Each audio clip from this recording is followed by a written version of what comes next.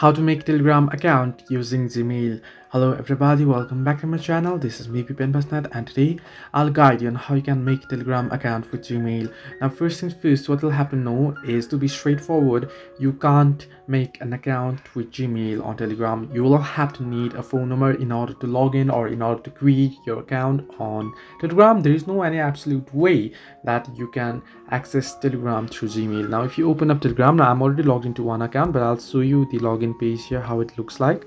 If I just head into this logout page and tap on add another account, so you can see there is no any option, there is absolutely no option on Telegram that you can log in with Gmail. You will have to need a phone number. First enter in your country code, enter in your phone number, and then you want to simply tap on next, and it'll send a code to your phone number that you type in there, and you can log in or create a new Telegram account.